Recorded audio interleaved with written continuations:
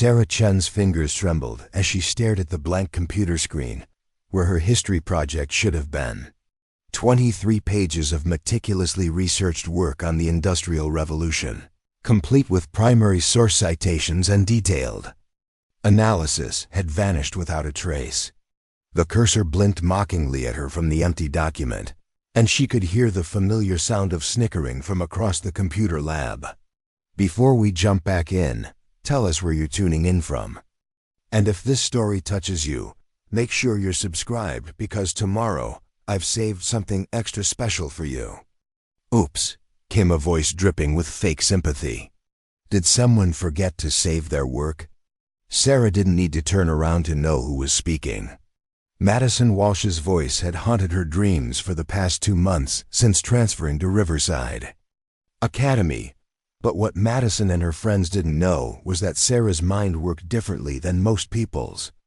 Every detail of their harassment, every cruel word, every deliberate act of sabotage was stored in her memory with perfect clarity, waiting for the right moment to be recalled.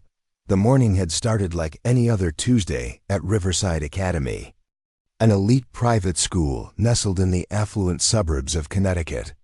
Sarah had arrived early, as was her habit, carrying her worn messenger bag and clutching a thermos of coffee that had gone cold during her hour-long bus ride from the other side of town. At 16, she stood barely 5 feet tall, with long, black hair that she kept pulled back in a practical ponytail and wire-rimmed glasses that constantly slipped down her nose. Her uniform, while clean and pressed, bore the telltale signs of being purchased from the discount rack at the school's official supplier. Riverside Academy prided itself on academic excellence and social prestige, attracting students from some of the wealthiest families in New England. The Gothic stone buildings and manicured lawns created an atmosphere of old money and tradition, where family names carried as much weight as academic achievements. For someone like Sarah, whose single mother worked double shifts at a nearby hospital to afford the tuition, the school represented both an incredible opportunity and a daily reminder of everything she lacked. Sarah had earned her place at Riverside through a combination of exceptional test scores and a partial scholarship for academically gifted students from underserved communities. Her standardized test results had been so high that the admissions committee initially suspected cheating, until they administered a supervised retest that produced identical scores. What they didn't understand was that Sarah possessed something far more valuable than mere intelligence, a photographic memory that allowed her to recall every detail of everything she had ever seen or experienced. The condition, known medically as hyperthymesia, affected fewer than 100 people worldwide. Sarah could remember not just facts and figures, but entire conversations, the precise layout of rooms, the exact sequence of events, and even the subtle changes in people's expressions and body language. It was a gift that had made her academically exceptional, but socially isolated, as she found it difficult to relate to peers who couldn't remember what they had for breakfast, let alone the complete text of a book they had read months earlier. Her first day at Riverside had been overwhelming in ways she hadn't anticipated. The sensory overload of new faces, voices, and environments had left her mentally exhausted by lunchtime. She had found refuge in the library, a vast space filled with leather-bound volumes and the comforting smell of old paper. It was there that she had first encountered Madison Walsh and her inner circle, holding court at a table near the rare book collection. Madison was everything Sarah wasn't. Tall, blonde, and effortlessly confident, with the kind of natural beauty that made her the center of attention wherever she went. Her father was a prominent hedge fund manager, her mother a former debutante who now chaired various charity boards. Madison wore her privilege like armor, and she had immediately recognized Sarah as someone who didn't belong in their world. "Excuse me," Madison had said that first day, her voice carrying the kind of authority that came from never being challenged. "I think you're in our spot." Sarah had looked around the library, noting that there were dozens of empty tables and no official seating assignments. "I'm sorry, I didn't realize this table was reserved." "Well, now you do," Madison had replied. Flanked by her two closest friends, Ashley Morrison, a sharp-featured redhead whose father owned a chain of luxury hotels, and Brittany Kim, whose quiet demeanor masked a calculating intelligence that made her particularly dangerous. "Maybe you'd be more comfortable at the public library downtown." The comment had stung more than Sarah cared to admit, but she had gathered her books and moved to another table without argument. What Madison didn't know was that Sarah had automatically memorized every detail of their conversation, including the slight tremor in Ashley's hands that suggested nervousness, the way Brittany's eyes had scanned Sarah's discount uniform with obvious disdain, and the micro-expression of satisfaction that had flickered across Madison's face when Sarah had complied with her demand. Over the following weeks, Sarah had tried to maintain a low profile, focusing on her studies and avoiding situations that might put her in direct conflict with Madison's group. She excelled in every class, often finishing assignments days ahead of schedule and contributing insights that impressed even her most demanding teachers. Her photographic memory allowed her to absorb information at an unprecedented rate, and she found herself genuinely excited by the academic challenges that Riverside offered. But excellence, she discovered, could be its own form of target. When Sarah scored the highest mark in their advanced placement history class, Madison's carefully constructed world of academic superiority began to crack. When Sarah's essay on constitutional law was selected for publication in the school's academic journal, Madison's resentment transformed into something more dangerous: deliberate sabotage. The harassment had started subtly. Sarah's locker would be jammed with gum, forcing her to struggle with the combination while other students watched. Her textbooks would mysteriously disappear from her desk, only to be found later in trash cans or bathroom stalls. During group projects, she would find herself deliberately excluded from planning sessions, then criticized for not contributing equally to the final presentation. Madison's tactics were sophisticated and carefully calculated to avoid detection by faculty members. She understood the social dynamics of Riverside Academy and knew exactly how to operate within its unspoken rules. Teachers, many of whom came from similar backgrounds or aspired to join the social circles that Madison's family inhabited, were unlikely to question the behavior of a student whose family donated generously to the school's endowment. The computer lab incident represented an escalation that Sarah had seen coming but had been powerless to prevent. She had been working on her history project for weeks, using her photographic memory to recall obscure details from dozens of sources and weave them into a comprehensive analysis that would have impressed graduate students. The project was due in 3 hours, and she had arrived at school early to add the final touches and print multiple copies. What she hadn't anticipated was finding Madison and her friends already in the computer lab, despite the fact that it wasn't supposed to open until 7:30. Madison's family connections apparently extended to having access codes for various school facilities, a privilege that she used to her advantage whenever it suited her purposes. "Sarah," Madison had called out with exaggerated friendliness as Sarah entered the lab. "We were just talking about you. Weren't we, girls?" Ashley had giggled nervously while Brittany had remained silent, her expression unreadable. Sarah had felt her pulse quicken as she recognized the setup, but she had no choice but to continue with her plan. The project was too important to delay, and she couldn't afford to receive a failing grade that might jeopardize her scholarship. She had chosen a computer at the far end of the lab, hoping to minimize interaction with Madison's group while she worked. For nearly an hour, she had typed steadily, her fingers flying across the keyboard, as she translated the perfect recall of her research into polished prose. The project was even better than she had hoped, and she had allowed herself a moment of satisfaction as she prepared to save the final version. That's when Madison had Struck, under the pretense of asking about the assignment, Madison had approached Sarah's workstation while Ashley and Brittany created a distraction by discussing weekend plans loudly enough to mask any sounds from Sarah's corner of the lab. Madison had waited until Sarah was focused on a particularly complex paragraph about labor conditions in 19th century textile mills before making her move. The sequence of events that followed was burned into Sarah's memory with perfect clarity. Madison had pretended to stumble, reaching out to steady herself against Sarah's desk. In the process, her hand had brushed against the computer's power button, causing the machine to shut down immediately. Sarah's unsaved work had vanished in an instant, leaving behind only a black screen and the devastating realization that hours of work had been lost. "Oh my God, I'm so sorry," Madison had exclaimed, her voice pitched perfectly to sound genuinely distressed. "I'm such a klutz. I hope that didn't affect anything important."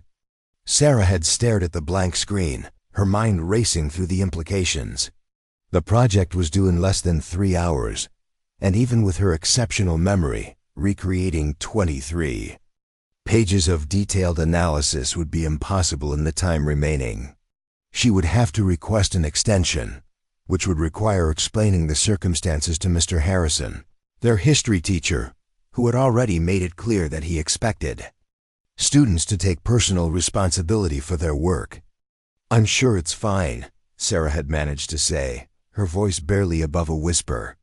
"These computers automatically save work every few minutes." But when she had restarted the computer and logged back into her account, the document was gone. 23 pages of original research and analysis had been erased as completely as if they had never existed. The only evidence of her work was the perfect recall stored in her mind, useless without the time necessary to reconstruct it. Madison had lingered just long enough to witness Sarah's growing distress before returning to her own workstation with a satisfied smile. The cruelty of the act wasn't just in its immediate impact, but in its calculated timing and the impossibility of proving that it had been deliberate. To anyone observing, it would appear to be nothing more than an unfortunate accident, a moment of clumsiness that had cost Sarah her hard work, but Sarah's photographic memory had recorded every detail of Madison's performance. The way Madison's eyes had tracked the location of the power button before her supposed stumble. The slight pause in her movement as she positioned herself for maximum impact. The micro-expression of satisfaction that had crossed her face in the moment between the computer shutting down and her feigned distress. Most importantly, the brief exchange of glances between Madison and her friends that had occurred immediately after the incident. A silent communication that spoke of premeditation and coordination. As Sarah sat in the computer lab, staring at the blank screen and listening to Madison's barely suppressed laughter, she made a decision that would change everything. She would no longer simply endure the harassment and hope that it would eventually stop. Instead, she would use her unique gift to document every detail of Madison's campaign against her, building a comprehensive record that would be impossible to dismiss or deny. Madison Walsh had no idea that she was dealing with someone who forgot nothing, who could recall every conversation, every gesture, every moment of cruelty with perfect accuracy. She had chosen to target someone she perceived as weak and vulnerable, but she had made a crucial miscalculation. Sarah Chun's quiet demeanor and unassuming appearance concealed a mind that was far more dangerous than any physical threat. Preparing and narrating this story took us a lot of time, so if you are enjoying it, subscribe to our channel. It means a lot to us. Now back to the story. The game was about to change, and Sarah would be the one writing the rules. Madison Walsh's influence at Riverside Academy extended far beyond the typical reach of a high school student. Her power was built on a foundation of social connections, financial leverage, and an intuitive understanding of how to manipulate the complex hierarchy that governed elite private education. As Sarah would soon discover, challenging Madison meant confronting an entire ecosystem designed to protect and enable her behavior, The Walsh family's relationship with Riverside Academy dated back 3 generations. Madison's grandfather, Harold Walsh, had been among the school's founding donors in 1952, contributing enough money to have the library's East Wing named in his honor. Her father, Richard Walsh, served on the board of trustees and had personally recruited several of the school's most prominent faculty members through his extensive business network. The family's annual contributions exceeded the combined salaries of 5 full-time teachers, ensuring that the Walsh name carried significant weight in any administrative decision. Madison understood this dynamic perfectly and had learned to wield her family's influence with surgical precision. She never made direct threats or obvious demands. Instead, she operated through subtle implications and carefully placed suggestions that achieved her objectives without leaving fingerprints. When a teacher assigned seating charts that separated Madison from her friends, a casual mention of her father's upcoming meeting with the headmaster would often result in a miraculous revision. When school policies conflicted with her preferences, she would express concern about how certain decisions might affect her family's continued support of various school initiatives. Her inner circle had been carefully cultivated over years of strategic friendship building. Ashley Morrison brought connections to the hospitality industry through her family's hotel empire, while Brittany Kim's parents controlled a significant portion of the school's technology infrastructure through their software company. Each friend offered unique advantages while also serving as a buffer between Madison and any potential consequences of her actions. If confronted about her behavior, Madison could always claim that she had been misunderstood or that others had acted without her knowledge. The social architecture of Riverside Academy made Madison's position even more secure. The school's culture emphasized tradition, legacy, and the maintenance of established hierarchies. Students were expected to respect their elders, defer to authority, and understand their place within the school's complex social matrix.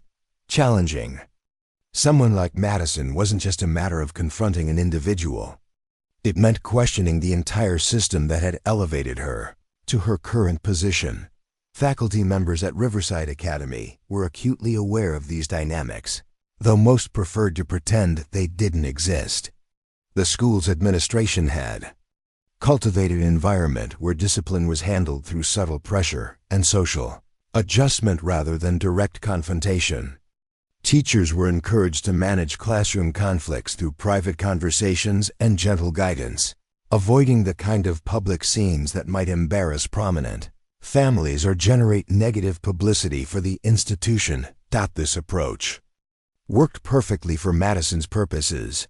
Her harassment of Sarah was conducted through a series of small, seemingly isolated incidents that individually appeared minor, but collectively created a pattern of systematic intimidation.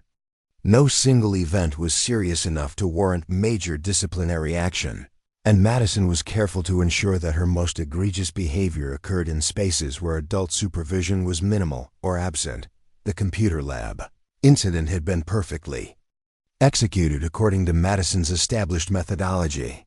By arriving early and using her family's access codes, she had created an opportunity to act without immediate oversight. The apparent accident with the power button could never be proven as intentional, and Madison's performance of distress and apology had been convincing enough to deflect any suspicion. Even if Sarah complained to school authorities, Madison's version of events would be supported by Ashley and Brittany's testimony, while Sarah's accusations would appear to be the paranoid fantasies of a stressed student looking for someone to blame for her own carelessness. Madison's campaign against Sarah had been building methodically since the beginning of the school year. Each incident was carefully planned to maximize psychological impact while minimizing the risk of serious consequences. The harassment began with seemingly innocent comments about Sarah's clothing and background, delivered in a tone that could be interpreted as friendly concern rather than malicious mockery. When Sarah failed to respond to these subtle provocations, Madison had escalated to more direct forms of interference. The pattern was always the same. Madison would identify a vulnerability or pressure point in Sarah's academic or social life, then exploit it through actions that appeared accidental or coincidental. When Sarah received recognition for her exceptional performance in advanced placement chemistry, Madison arranged for her lab equipment to be contaminated with foreign substances that ruined her experiments. When Sarah was selected to represent the school in a regional academic competition, Madison spread rumors about her receiving unfair advantages due to her scholarship status. Each incident was documented and reported through carefully managed channels. Madison maintained detailed records of her interactions with Sarah, but these records presented a narrative of patience and tolerance in the face of Sarah's alleged instability and antisocial behavior. According to Madison's version of events, Sarah was a troubled student who had difficulty adjusting to Riverside Academy's demanding environment and was lashing out at more successful peers rather than addressing her own shortcomings. The sophistication of Madison's approach became clear when Sarah attempted to report the computer lab incident to Mr. Harrison, their history teacher. Madison had anticipated this possibility and had already spoken with Mr. Harrison about her concerns regarding Sarah's recent behavior. She had expressed worry about Sarah's increasing isolation and stress levels, suggesting that the academic pressure might be affecting her judgment and emotional stability. When Sarah requested an extension on the history project, Mr. Harrison's response was colored by Madison's earlier conversation. "Sarah, I understand you're dealing with some technical difficulties," Mr. Harrison had said, his tone suggesting sympathetic concern rather than academic flexibility. "However, I've noticed that you've been under considerable stress lately. Perhaps this is an opportunity to discuss whether you're taking on too much responsibility. There's no shame in acknowledging when we need additional support." The conversation had been a masterpiece of subtle manipulation. Madison had successfully reframed Sarah's victimization as a personal failing, positioning herself as a concerned classmate while simultaneously undermining Sarah's credibility. Mr. Harrison's suggestion that Sarah might benefit from counseling services was presented as caring guidance, but it also served to establish a record of mental health concerns that could be used to discredit future complaints. Madison's influence extended beyond individual faculty members to the school's broader administrative structure. Her family's connections had created a network of obligation and mutual benefit that protected her from serious scrutiny. When the headmaster, Dr. Elizabeth Hartwell, had been considering candidates for a prestigious fellowship program, Richard Walsh had provided a recommendation letter that had secured Dr. Hartwell's daughter's admission to an exclusive summer program at Oxford University. These kinds of favors created relationships that Madison could leverage when necessary. The student body's response to Madison's behavior was equally problematic for anyone hoping to challenge her authority. Most students at Riverside Academy came from wealthy families and understood the importance of maintaining good relationships with influential peers. Those who witnessed Madison's treatment of Sarah either ignored it completely or actively supported it through their silence. The few students who might have sympathized with Sarah's situation were too intimidated by Madison's social power to risk intervening. Madison's psychological profile revealed a complex individual who had learned to use manipulation and control as primary tools for achieving her objectives. Her privileged background had provided her with material advantages, but it had also created a sense of entitlement that made her view other people as either allies to be cultivated or obstacles to be eliminated. She genuinely believed that her superior social position justified her treatment of students like Sarah, whom she saw as interlopers who had gained access to opportunities they didn't deserve. The careful construction of Madison's power base had taken years to develop and was maintained through constant attention to relationships and reputation management. She understood that her authority depended on the perception of inevitability. The idea that challenging her was not only futile but potentially dangerous to the challenger's own position within the school's social hierarchy. This perception was reinforced through strategic displays of power and the careful cultivation of fear among potential opponents. Madison's treatment of Sarah was not an isolated incident, but part of a broader pattern of behavior that had been developing since middle school. Previous targets had either transferred to other schools or had been effectively marginalized within the Riverside Academy community. The school's administration had learned to view these departures as natural adjustments rather than symptoms of systemic problems, allowing Madison to continue her behavior without serious consequences. The psychological impact of Madison's campaign against Sarah was carefully calculated to create maximum distress while maintaining plausible deniability.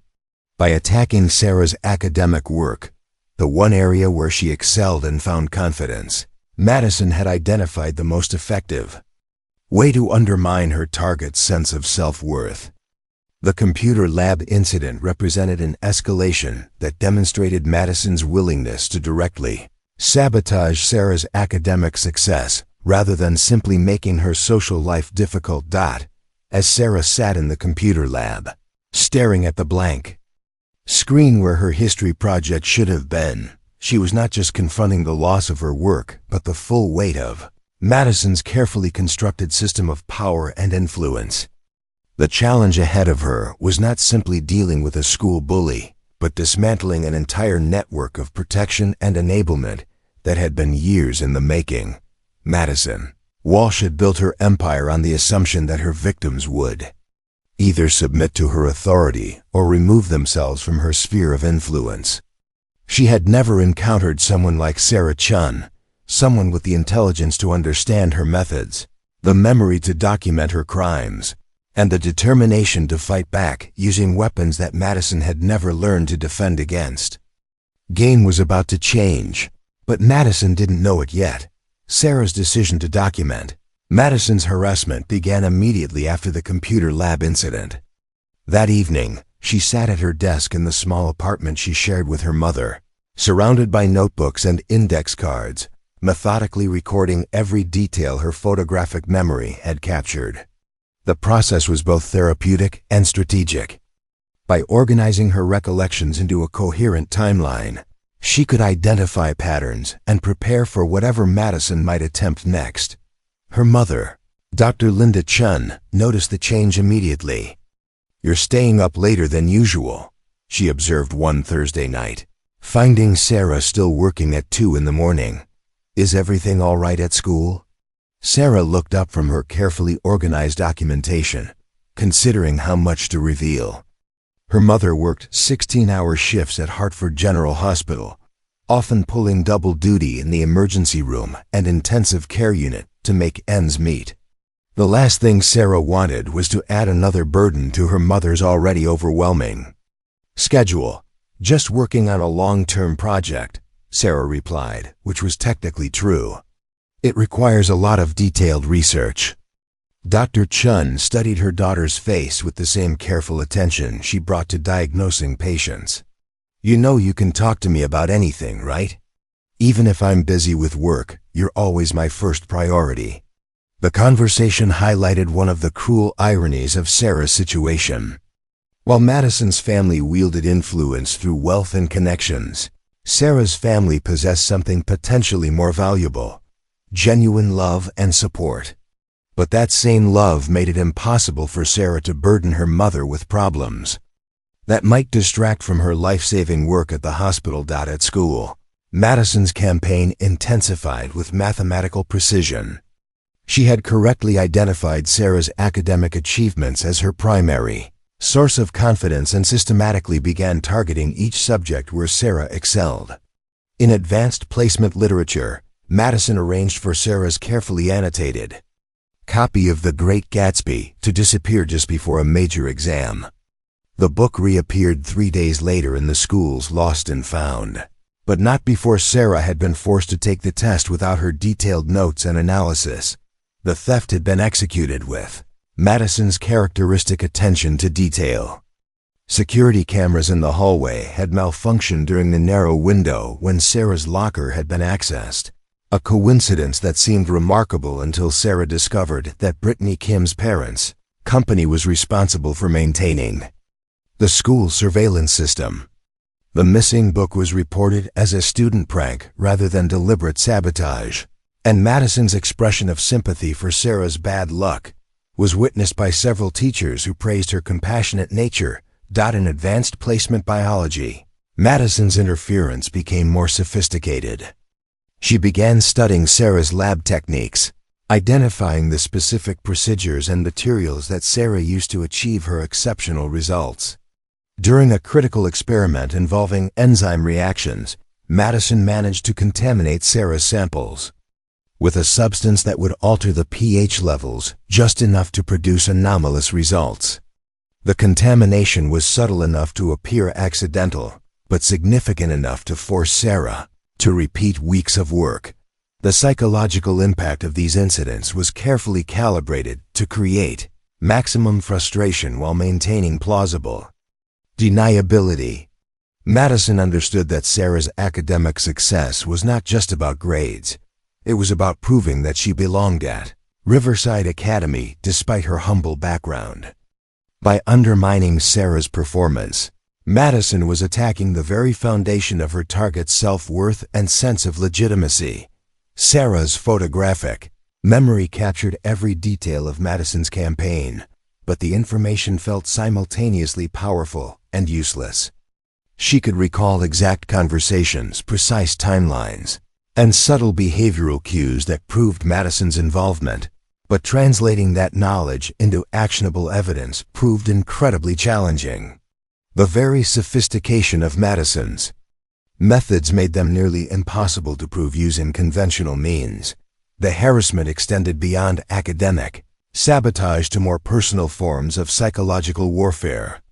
Madison began spreading carefully crafted rumors about Sarah's background, suggesting that her scholarship was the result of fraudulent applications, or that her exceptional test scores were the product of cheating.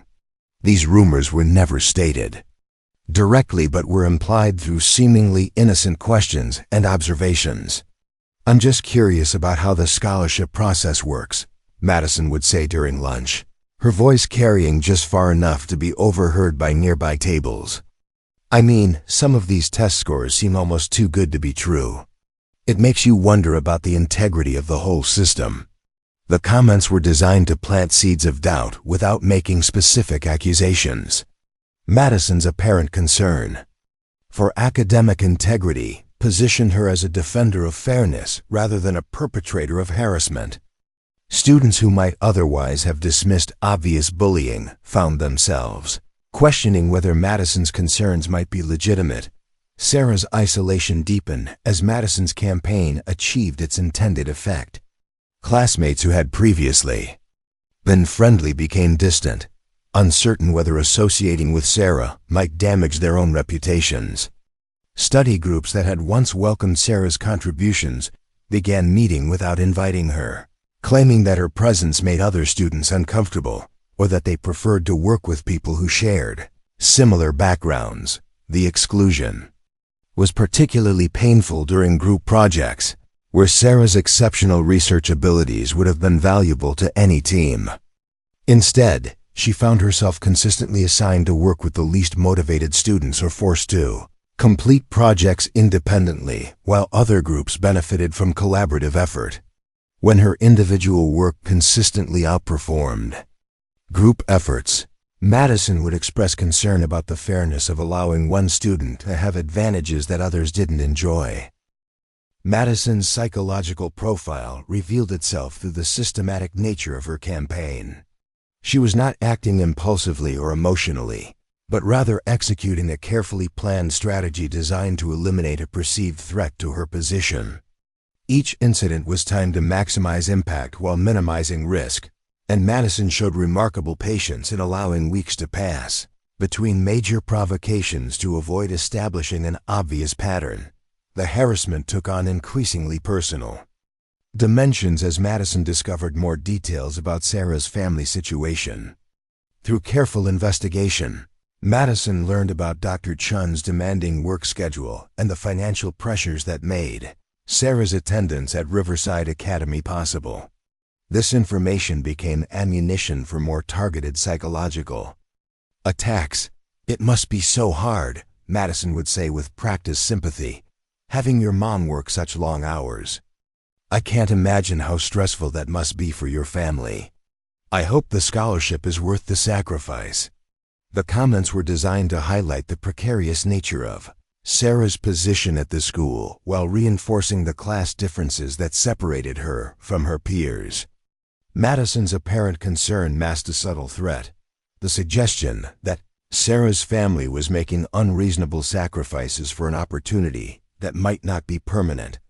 Sarah's documentation process evolved as Madison's campaign intensified. She began creating detailed behavioral profiles of Madison and her associates, noting patterns in their speech, body language, and interaction styles. Her photographic memory allowed her to identify micro-expressions and verbal tells that revealed when Madison was planning something or when she was satisfied with the results of her actions. The most disturbing aspect of Sarah's observations was Madison's apparent enjoyment of the psychological manipulation.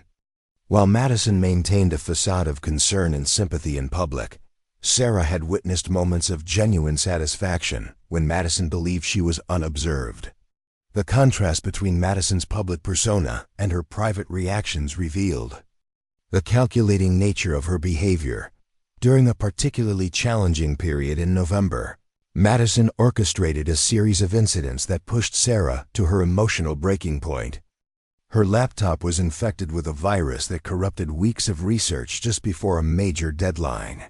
Her locker was repeatedly jammed, making her late for classes and creating a perception of disorganization. Her carefully maintained academic planner was stolen and returned with false entries that caused her to miss important assignments. Each incident was designed to create a cascade of problems that would overwhelm Sarah's ability to maintain her academic performance. Madison understood that Sarah's success depended on meticulous organization and preparation, so she targeted these foundational elements of Sarah's study habits. The goal was not just to cause immediate problems, but to create a sense of chaos that would undermine Sarah's confidence in her own abilities. The psychological pressure began affecting Sarah's sleep patterns and concentration. Her photographic memory, usually a tremendous advantage, became a burden as she found herself unable to forget the details of each humiliating incident. The perfect recall that allowed her to excel academically also meant that she relived every moment of Madison's harassment with vivid clarity. Sarah's mother noticed the changes in her daughter's behavior and attempted to address them through gentle questioning and increased support. She began leaving encouraging notes in Sarah's lunch bag and scheduling brief phone calls during her hospital breaks to check on her daughter's well-being. These gestures of love and support provided Sarah with emotional strength but also reinforced her determination to handle the situation independently. The pressure campaign reached a crescendo during the week before Thanksgiving break. Madison had arranged for Sarah to be assigned to a group project with 3 students who had already been poisoned against her through months of carefully planted rumors. The group dynamic was toxic from the beginning, with Sarah's contributions dismissed and her research methods questioned. When the project received a poor grade due to lack of collaboration, Sarah was blamed for the group's failure. The incident represented a new level of systematic destruction that went beyond individual harassment to academic sabotage with lasting consequences.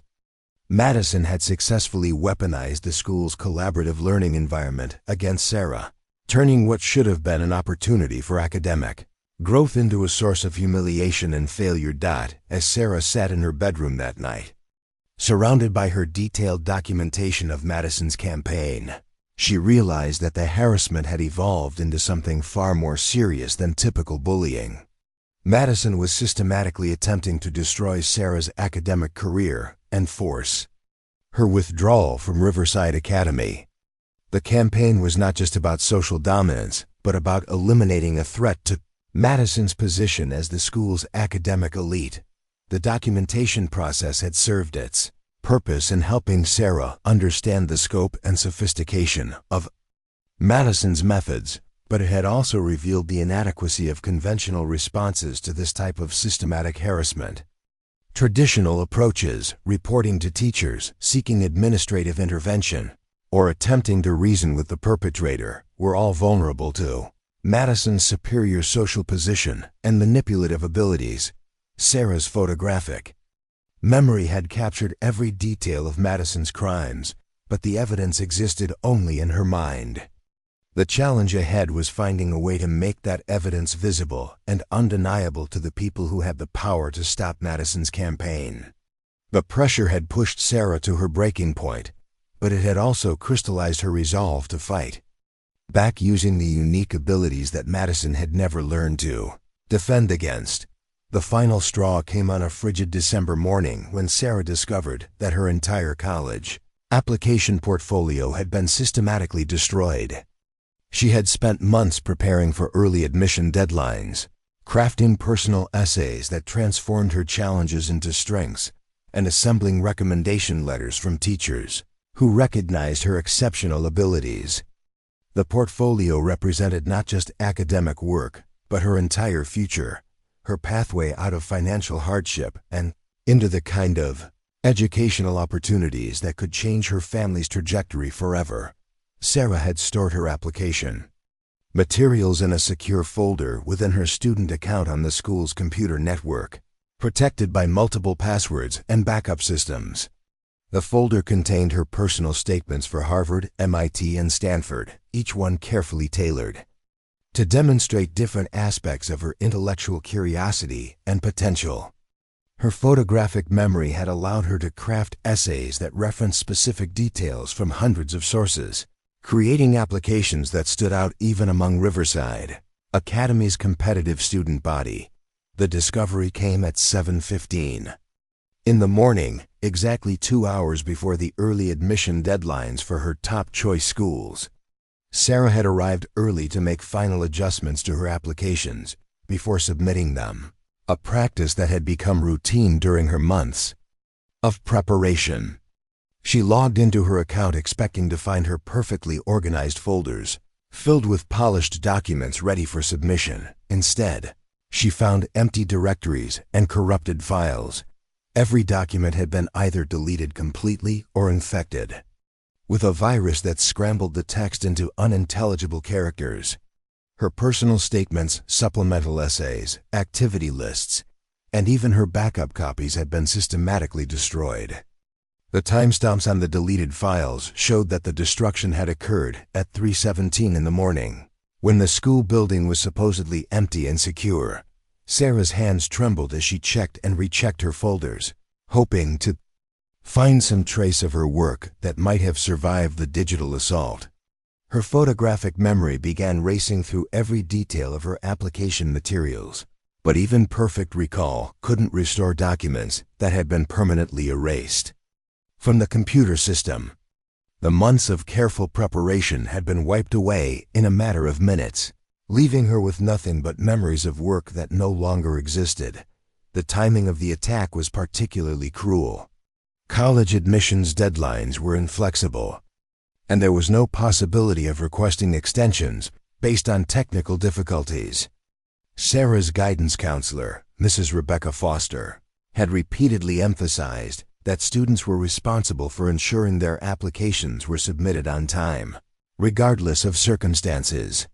The destruction of Sarah's portfolio wasn't just an attack on her current work, it was an assault on her entire future. Sarah's first instinct was to check the computer lab security logs, but she quickly realized that accessing those records would require administrative privileges that she didn't possess. Her second thought was to contact the school's IT department, but she knew that any investigation would take days or weeks to complete, long after the college deadlines had passed. The attack had been timed perfectly to maximize damage while minimizing the possibility of recovery. As Sarah sat in the empty computer lab, staring at the blank folders where her future should have been, she felt something fundamental shift inside her. The months of patient documentation and careful restraint had been building toward this moment, the point where Madison's campaign crossed from harassment into life-altering sabotage.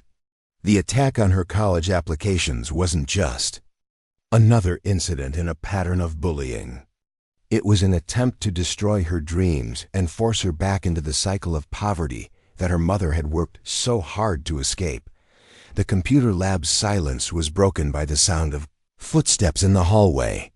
Sarah's enhanced memory immediately identified the distinctive click of expensive heels on polished floors, Madison's signature Louboutin pumps, a Christmas gift from her grandmother that cost more than Sarah's mother earned in a week. The footsteps were accompanied by the softer sounds of Ashley and Brittany's approach, their voices carrying the relaxed confidence of students who had no worries about college deadlines or financial aid applications. "I can't believe she hasn't figured it out yet." Ashley's voice carried clearly through the computer lab's thin walls. "It's been 3 hours since the deadline's passed. You'd think someone with a photographic memory would be more organized." "Maybe she's finally learned her lesson," Brittany replied, her tone carrying the satisfaction of someone who had helped execute a successful plan. "Some people just don't belong at schools like this. It's better for everyone if they realize it's sooner rather than later." Madison's voice was the most chilling because of its complete lack of emotion. "The applications were actually quite good," she said with clinical detachment. Her personal essay about overcoming adversity was genuinely moving. "It's almost a shame that no one will ever read it." The conversation confirmed what Sarah had suspected, but hadn't dared to believe, that Madison's campaign had escalated to the point of deliberately sabotaging her future. The casual cruelty of the discussion, the way Madison and her friends spoke about destroying Sarah's dreams as if they were commenting on the weather, revealed the true depth of their malice. They weren't just bullying a classmate. They were systematically attempting to ruin her life. Sarah's photographic memory captured every nuance of the conversation, from the slight breathiness in Ashley's voice that suggested nervousness to the way Brittany's words carried a hint of guilt that she was trying to suppress. But most importantly, her memory recorded Madison's tone of voice.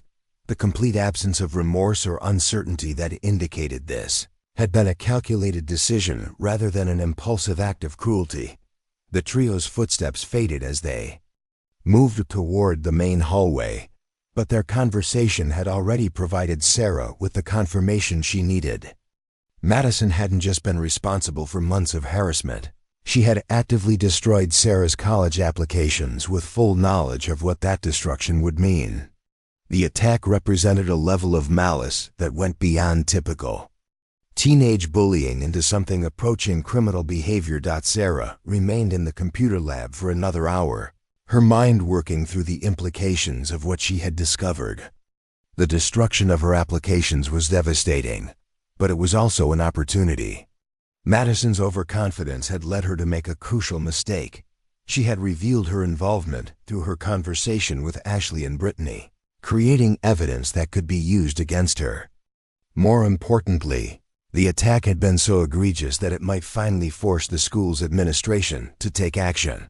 The challenge was presenting her evidence in a way that would be taken seriously by adults who had already demonstrated their reluctance to challenge Madison's behavior. Sarah's photographic memory was her greatest asset, but it was also legally worthless without independent corroboration. She could recall every detail of Madison's conversation with perfect accuracy, but her testimony alone would be dismissed as the desperate accusations of a student looking for someone to blame for her own failures. Sarah's strategy began forming. As she walked through Riverside Academy's hallways, her enhanced memory automatically cataloging every detail of the environment around her. She had spent months documenting Madison's harassment, but she had been thinking too small. The computer lab incident and the destruction of her applications weren't isolated events. They were part of a pattern that included multiple crimes and violations of school policy. If she could demonstrate that pattern convincingly, She might be able to force an investigation that would reveal evidence beyond her own testimony. The first step was expanding her documentation beyond Madison's direct actions to include the broader network of enablement and support that made her campaign possible. Sarah began analyzing the behavior of faculty members, administrators, and other students who had witnessed Madison's harassment and chosen not to intervene. Her photographic memory allowed her to recall specific conversations and incidents that demonstrated how the school's culture protected Madison while exposing her victims to continued abuse. Sarah's analysis revealed a complex web of relationships and obligations that extended far beyond the typical dynamics of high school social hierarchies. Madison's family connections hadn't just provided her with influence. They had created a system of mutual dependence that made challenging her behavior professionally dangerous for faculty members and socially costly for students. The school's administration had developed policies and procedures that prioritized reputation management over student welfare, creating an environment where systematic harassment could flourish as long as it remained subtle enough to avoid public attention. Documentation process took on new urgency as Sarah realized that Madison's attack on her college applications represented an escalation that would likely be followed by even more serious attempts at sabotage. Madison had demonstrated her willingness to destroy Sarah's future prospects, and there was no reason to believe that she would stop there. The next attack might target Sarah's scholarship status, her academic standing, or even her family's financial stability. Sarah's photographic memory began working overtime as she recalled every detail of Madison's behavior over the past months, looking for patterns and connections that might reveal vulnerabilities in her seemingly impenetrable position.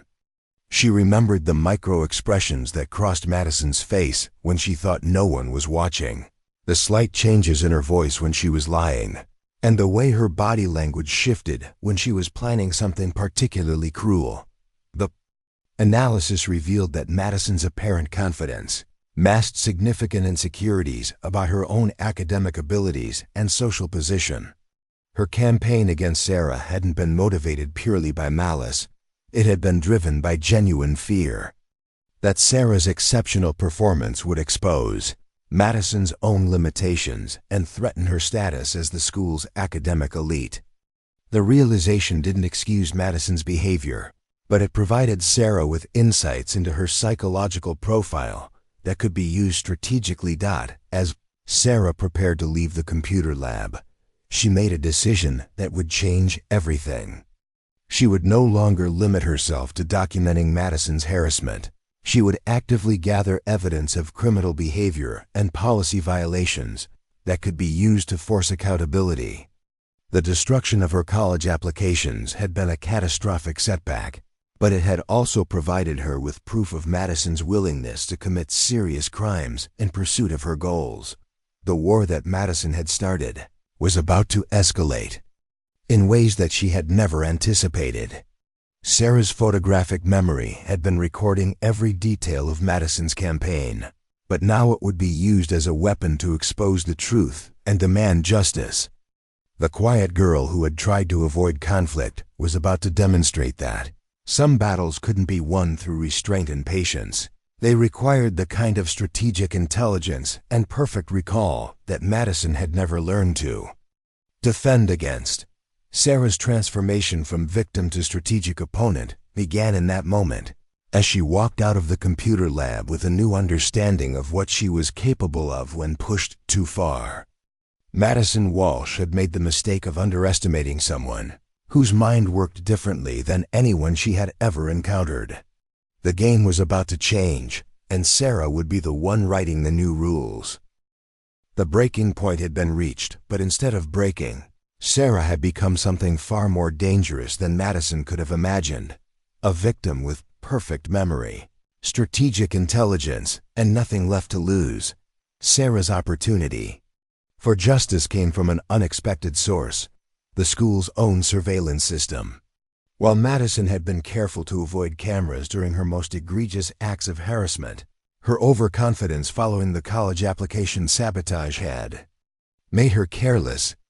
3 days after the deadline disaster, Sarah discovered that Madison had been caught on multiple security cameras discussing her crimes with Ashley and Brittany in locations throughout the school.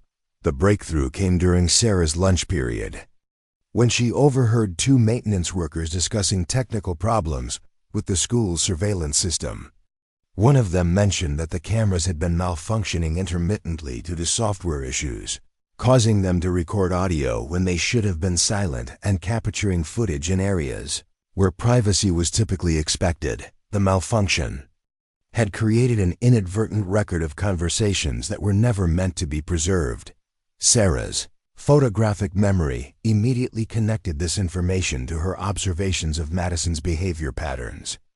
Over the past months, she had noticed that Madison preferred to conduct her most sensitive conversations in specific locations around the school, areas that appeared to be private, but were actually within range of security equipment.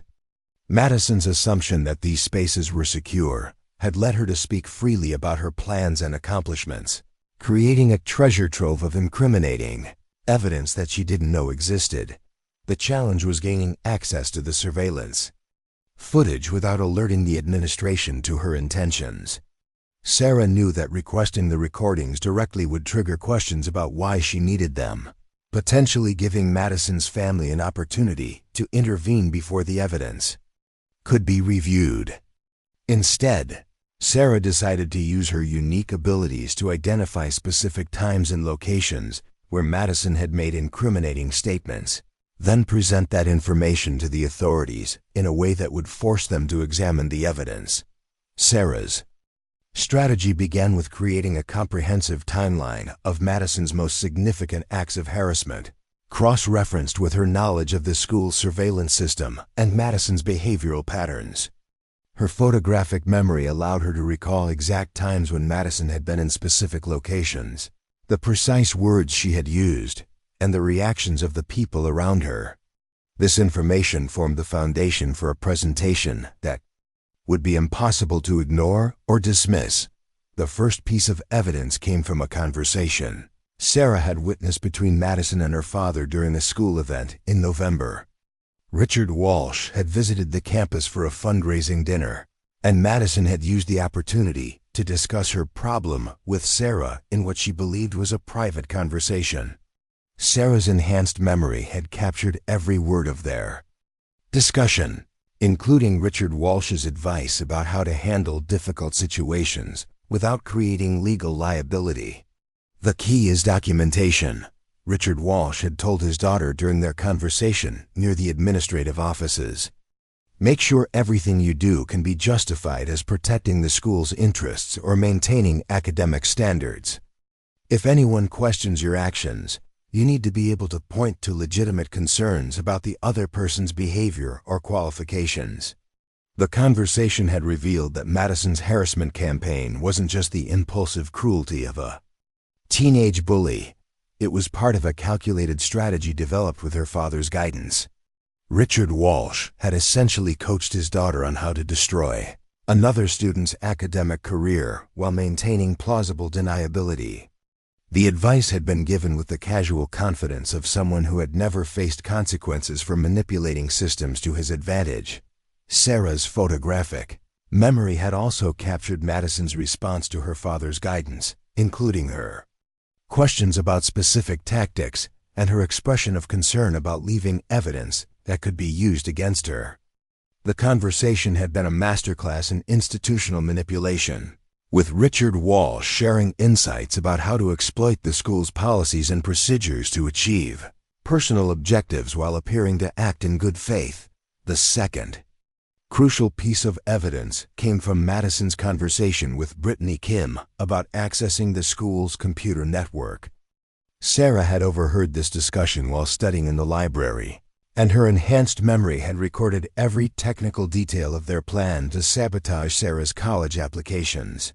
The conversation had included specific information about password vulnerabilities, system access procedures, and timing strategies that could only have been obtained through Brittany's family connections to the school's IT infrastructure. My dad's company designed the whole system, Brittany had explained to Madison during their library conversation. There are administrative backdoors that bypass the normal security protocols. As long as we're careful about timing and don't leave obvious traces, we can access any student account without triggering alerts. The discussion had revealed that Madison's attack on Sarah's applications hadn't been a lucky accident or the result of simple hacking skills. It had been made possible by insider knowledge of the school's security systems. Brittany's family company had essentially provided Madison with the tools to commit what amounted to cyber terrorism against a fellow student, using access privileges that were meant to protect the school's network infrastructure. Sarah's analysis of the conversation had also revealed critical details about the timing and methodology of the attack. Madison and Brittany had discussed the specific vulnerabilities in the system, the optimal times for accessing student accounts, and the techniques for making their intrusion appear to be the result of random system failures rather than deliberate sabotage. This information provided a roadmap for investigators to follow when examining the digital evidence. The third piece of evidence came from Madison's post-attack conversation with Ashley Morrison about their success in destroying Sarah's college prospects. Sarah had recorded this discussion using her photographic memory while the trio celebrated their victory in what they believed was a secure location. The conversation had included detailed descriptions of Sarah's reaction to discovering her destroyed applications, along with Madison's expression of satisfaction at having eliminated what she saw as a threat to her academic supremacy. "You should have seen her face when she realized everything was gone," Madison had told Ashley with obvious pleasure. All those months of work, all those perfectly crafted essays, just wiped away like they never existed. She actually looked like she might cry. The conversation had revealed the calculating cruelty behind Madison's actions, but it had also provided specific details about the attack that could be corroborated through digital forensics. Madison's knowledge of the exact contents of Sarah's destroyed applications, combined with her obvious satisfaction at their destruction, created a clear picture of premeditated sabotage that would be difficult to explain away as coincidence. Sarah's preparation for revealing this evidence required careful consideration of how to present her case in a way that would be taken seriously by school administrators who had previously dismissed her complaints. She knew that her photographic memory would be viewed with skepticism by adults who didn't understand her condition, and she needed to frame her evidence in terms that would compel investigation rather than invite dismissal. The solution came through Sarah's research into the legal and ethical obligations that governed private educational institutions. Riverside Academy's accreditation and nonprofit status depended on maintaining certain standards of student welfare and academic integrity. The evidence Sarah had gathered didn't just document harassment, it revealed violations of federal privacy laws, computer fraud statutes, and educational regulations that could jeopardize the school's legal standing. Sarah's presentation strategy focused on the institutional risks rather than her personal suffering. She prepared a comprehensive document that outlined the specific laws and regulations that had been violated, referenced the exact policies that had been ignored, and provided detailed timelines that could be verified through independent investigation. The document was designed to demonstrate that the school's failure to address Madison's behavior had created legal liability that extended far beyond the typical concerns of student discipline. The moment of revelation came during a scheduled meeting with Dr. Elizabeth Hartwell, the school's headmaster, who had agreed to see Sarah after she had submitted a formal complaint about academic sabotage. Sarah had requested the meeting using language that emphasized institutional concerns rather than personal grievances, focusing on issues of academic integrity and student safety that the administration couldn't ignore. Dr. Hartwell had initially approached the meeting with the expectation of managing another student complaint about social conflicts. But Sarah's presentation quickly changed the dynamic. A comprehensive documentation, specific legal references, and detailed timeline of violations created a picture of systematic institutional failure that went far beyond typical bullying incidents. "Miss Chun," Dr. Hartwell had said after reviewing Sarah's initial presentation, "these are very serious allegations. If what you're describing is accurate, we're looking at potential criminal behavior and multiple violations of school policy. I need to understand exactly what evidence you have to support these claims." Sarah's response had been carefully rehearsed and strategically structured to maximize impact while maintaining credibility. She began by explaining her photographic memory condition, providing documentation from medical professionals who had diagnosed and tested her abilities. This established the reliability of her testimony while demonstrating that her claims were based on enhanced cognitive abilities rather than emotional reactions or fabricated accusations. The revelation of Sarah's photographic memory had an immediate impact on Dr. Hartwell's assessment of the situation. The headmaster's experience with exceptional students had taught her to recognize genuine intellectual gifts, and Sarah's calm, detailed presentation of complex information clearly demonstrated cognitive abilities that were far beyond typical teenage capacity. The medical documentation provided additional credibility, establishing that Sarah's claims were based on scientifically verified enhanced memory rather than wishful thinking or deliberate deception. Sarah's systematic presentation of evidence had taken over an hour, during which she provided exact quotes from conversations, precise timelines of events, and detailed descriptions of locations and circumstances that could be independently verified. Her photographic memory allowed her to present information with a level of specificity that would have been impossible for someone relying on normal recollection, creating a compelling case for further investigation.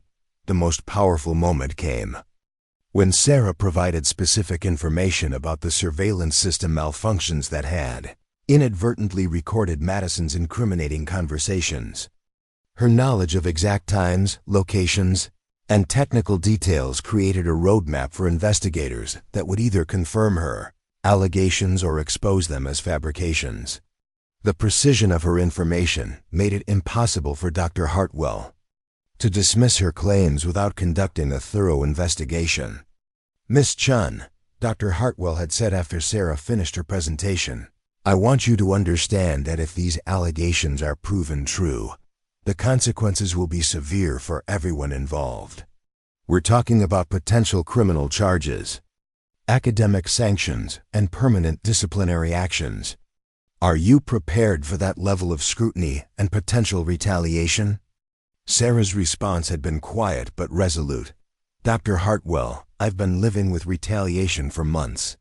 The difference now is that I have evidence to prove what's been happening. I'm not asking you to take my word for anything. I'm asking you to examine the evidence and follow the law." The meeting had ended with Dr. Hartwell's commitment to launch a comprehensive investigation, including forensic analysis of the computer network, review of surveillance footage, and interviews with all parties involved. Sarah's strategic presentation had achieved its primary objective, forcing the school to take action based on documented evidence rather than dismissing her complaints as interpersonal conflicts. As Sarah left the headmaster's office, she understood that the revelation of her evidence marked a point of no return. Madison's campaign of harassment was about to be exposed in ways that would have consequences far beyond high school social dynamics. The photographic memory that had made Sarah a target had also provided her with the tools to demand justice and accountability from people who had previously considered themselves untouchable. The investigation launched by Dr. Hartwell moved with unprecedented speed and thoroughness. Within 48 hours of Sarah's presentation, the school had assembled a team of external investigators, including digital forensic specialists, legal advisors, and an independent educational consultant with expertise in harassment cases. The scope and urgency of the response sent immediate shockwaves through Riverside Academy's carefully maintained social ecosystem. Madison's first indication that her world was collapsing came during third period advanced placement literature, when she was summoned to the headmaster's office by a security guard rather than the usual student messenger. The formal escort, combined with the unusual timing of the summons, created a ripple of whispered speculation throughout the classroom.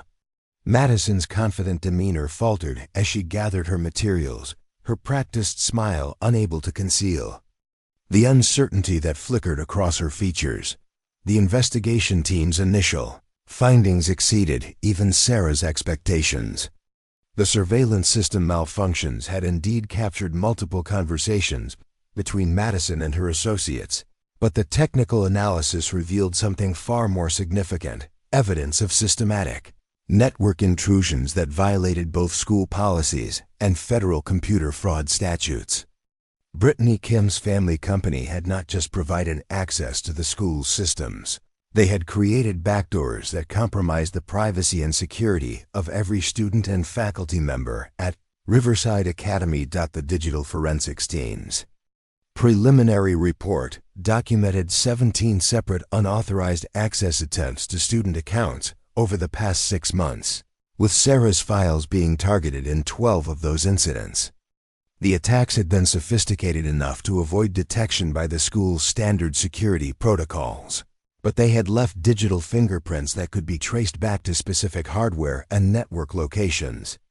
The evidence painted a picture of sustained cyber-terrorism that went far beyond typical bullying behaviors. Dr. Hartwell's decision to involve law enforcement came after the forensics team discovered that the network intrusions had extended beyond Sarah's academic files to include financial aid records, medical information, and personal communications. The scope of the privacy violations had created potential criminal liability that the school could not address through internal disciplinary procedures alone. The Connecticut State Police's Cybercrime Unit was contacted within hours of the forensics team's initial findings. The legal escalation transformed the investigation from a school disciplinary matter into a potential criminal case with implications for multiple families and organizations. Richard Walsh's law firm was contacted by the school's attorneys to discuss the potential liability issues, creating the first crack in the wall of privilege that had protected Madison's behavior. The conversation between legal professionals focused on damage control and liability management rather than defending Madison's actions.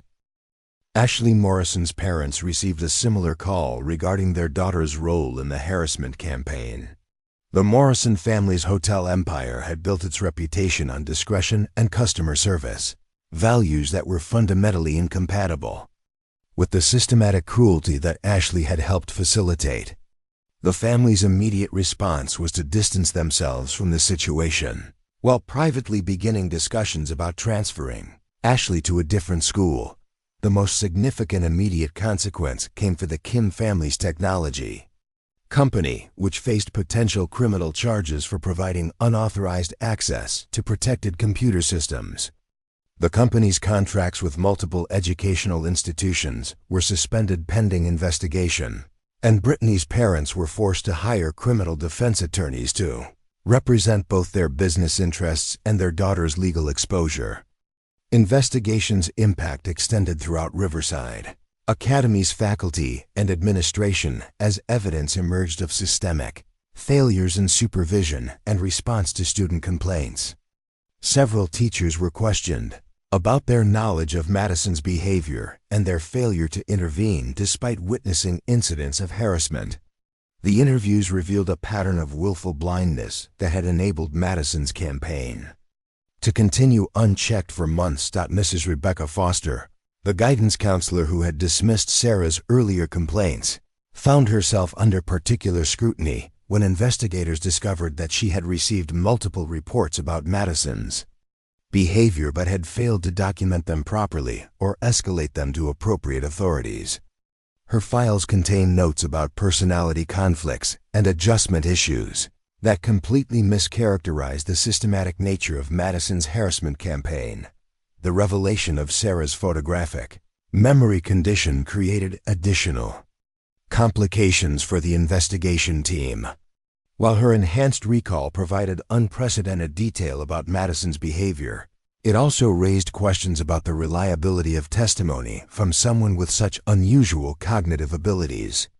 The investigators required extensive documentation from medical professionals to establish the scientific basis for Sarah's claims and to ensure that her evidence would be admissible in potential legal proceedings. Dr. Jennifer Martinez, a neurologist specializing in memory disorders, was brought in to evaluate Sarah's condition and provide expert testimony about the reliability of her recollections. The evaluation included extensive testing that confirmed Sarah's hyperthymesia diagnosis and demonstrated that her memory was not just enhanced, but essentially infallible for events she had directly experienced. The medical validation transformed Sarah's testimony from unusual claims into scientifically verified evidence. The impact on the broader student body was immediate and dramatic. News of the investigation spread through social media and text messages despite the administration's attempts to maintain confidentiality. Students who had witnessed Madison's harassment but had remained silent began coming forward with their own accounts of her behavior. The investigation team was overwhelmed with reports from classmates who had previously been too intimidated to speak up. Danny Chun, the sophomore who had been Madison's previous target, provided particularly damaging testimony about the systematic nature of her harassment techniques. His account corroborated Sarah's claims about Madison's methods while demonstrating that Sarah had not been her only victim. The pattern of behavior that emerged from multiple witnesses painted a picture of a predatory individual who had terrorized vulnerable students for years. The investigation also revealed the extent to which Madison's behavior had been enabled by the school's social and institutional structures. Faculty members admitted to avoiding conflicts with influential families. Administrators acknowledged that disciplinary policies had been inconsistently applied, and several board members expressed concerns about the school's failure to protect students from harassment by their peers. The legal implications extended beyond individual criminal charges to include potential civil liability for the school, the Kim family's technology company, and even the Walsh family's role in coaching Madison's harassment campaign.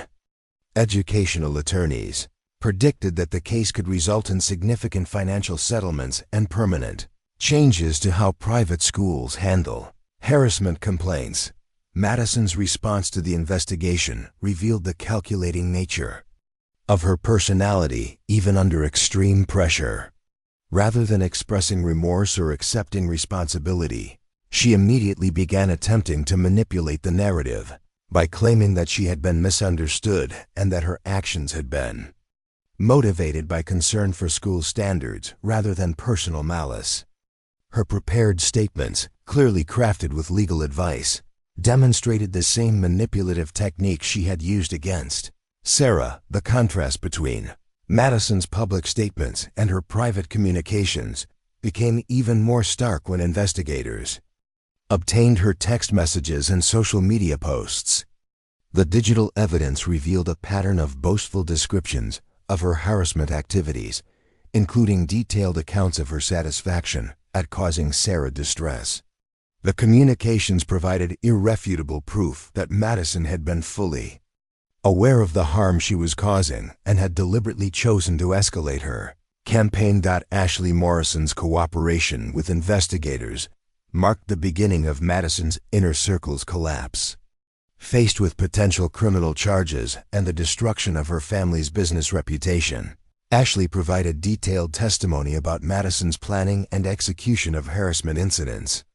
Her account included information about conversations and planning sessions that corroborated Sarah's testimony while revealing additional incidents that had not been previously reported. Brittany Kin's position was more complex due to her family's direct involvement in providing the technical means for Madison's cyber attacks. Her initial attempts to claim ignorance about the unauthorized network access were quickly undermined by digital evidence, showing her active participation in planning and executing the attacks. The criminal defense attorneys representing her family advised cooperation with investigators in exchange for reduced charges. The investigation's findings were compiled into a comprehensive report that documented not just Madison's individual actions, but the systemic failures that had enabled her behavior. The report identified specific policy changes needed to prevent similar incidents, recommended disciplinary actions for faculty members who had failed in their supervisory duties, and outlined the legal vulnerabilities that the school faced due to its inadequate response to harassment complaints.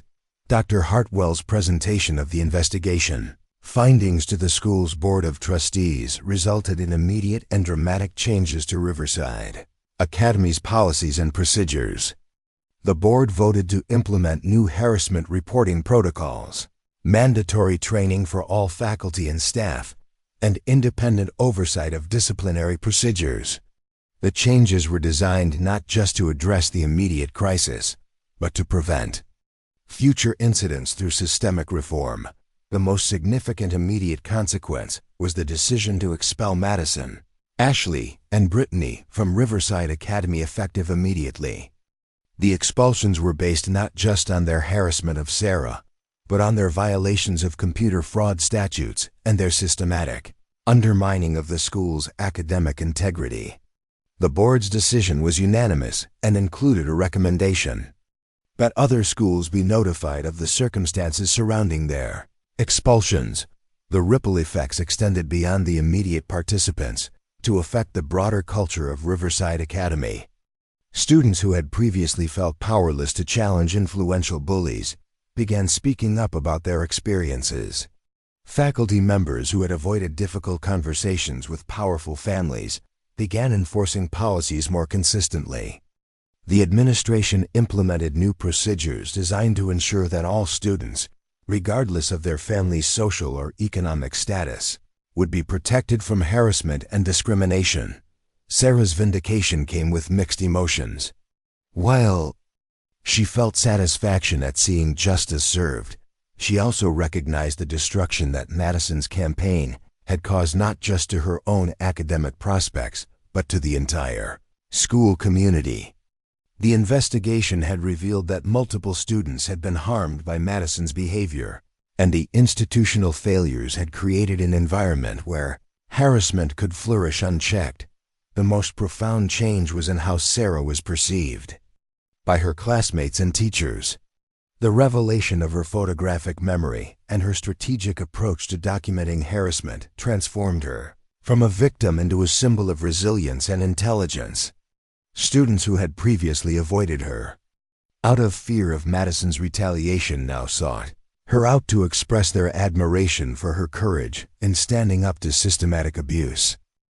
The investigation's completion marked the end of Madison's reign of terror at Riverside Academy, but it also signaled the beginning of a new era where student welfare would be prioritized over family influence and where exceptional abilities would be recognized and protected rather than targeted for destruction.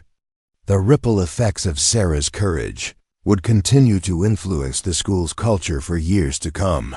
6 months after the investigation that transformed Riverside Academy, Sarah Chun stood before the assembled student body as the recipient of the school's newly established Academic Integrity Award. The ceremony took place in the same auditorium where Madison Walsh had once commanded attention through fear and manipulation. But the atmosphere now reflected genuine respect for intellectual achievement rather than social intimidation. The award itself was a direct result of the policy changes implemented following the investigation.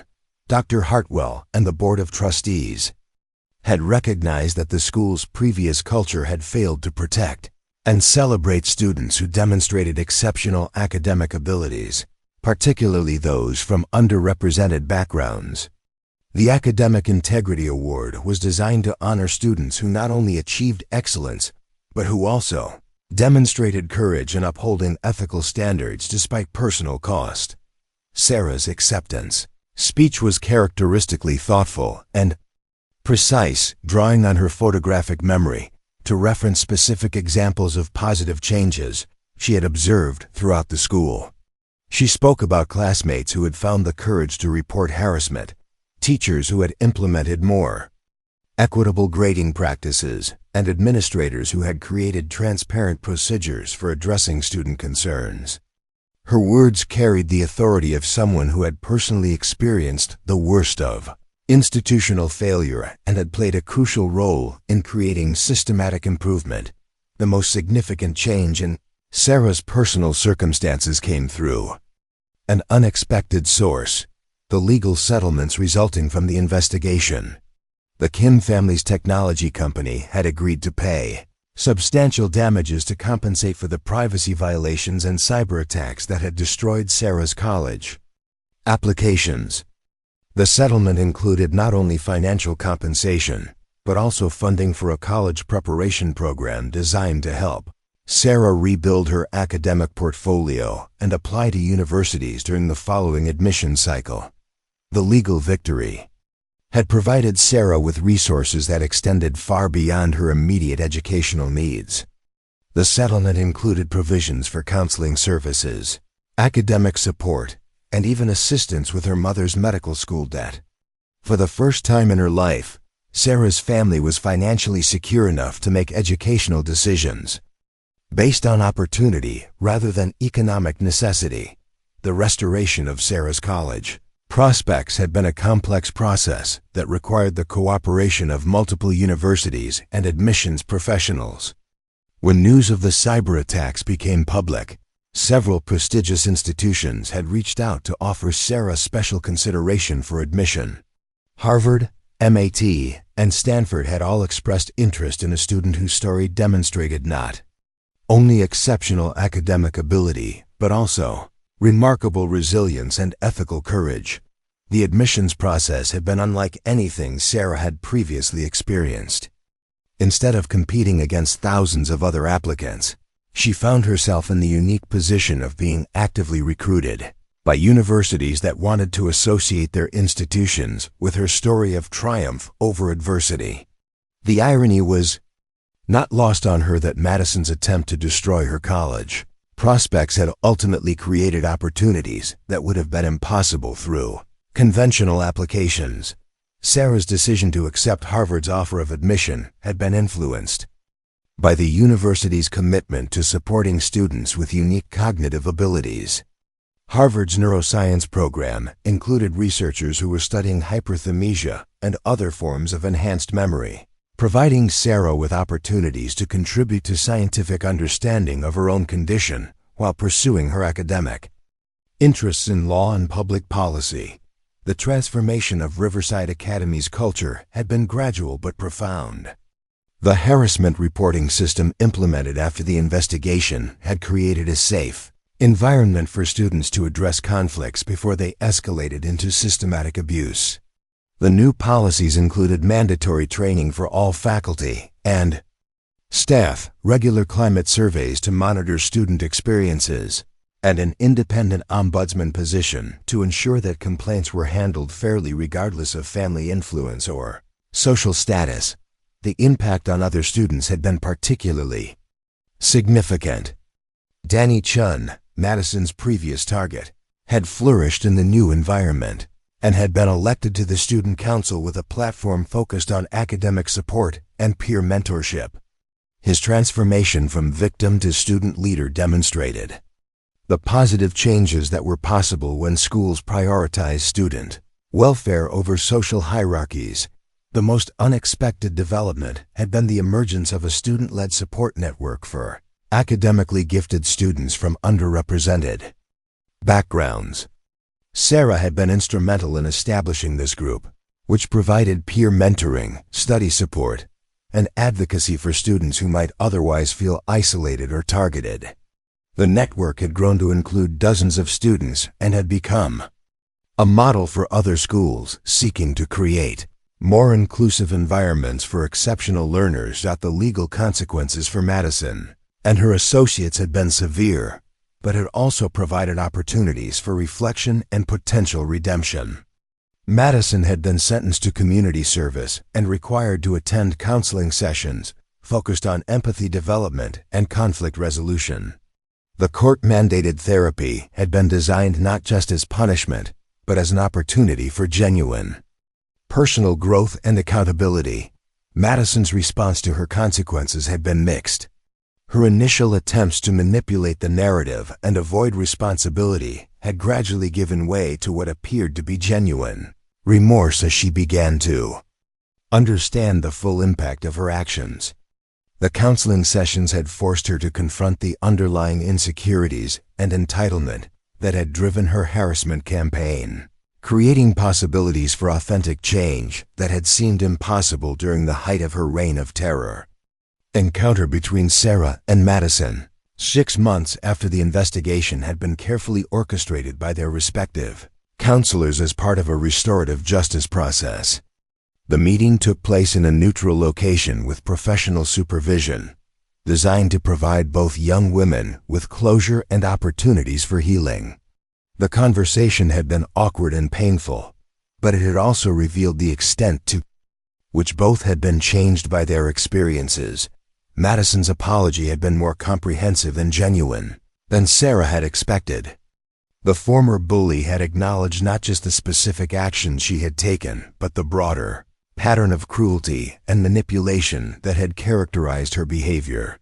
She had expressed understanding of the long-term impact her actions had had on Sarah's academic prospects and personal well-being, and she had committed to using her own experience to help prevent similar situations in the future. Sarah's response had been characteristically thoughtful and measured. She had acknowledged Madison's apology while also making clear that forgiveness was a process rather than a single decision. The conversation had ended with both young women expressing hope that their painful conflict might ultimately serve a constructive purpose.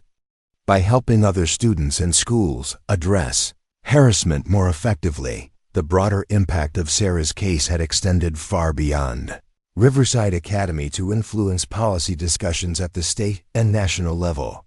Educational advocacy organizations had used her story to highlight the need for stronger protections against cyberbullying and harassment in academic settings.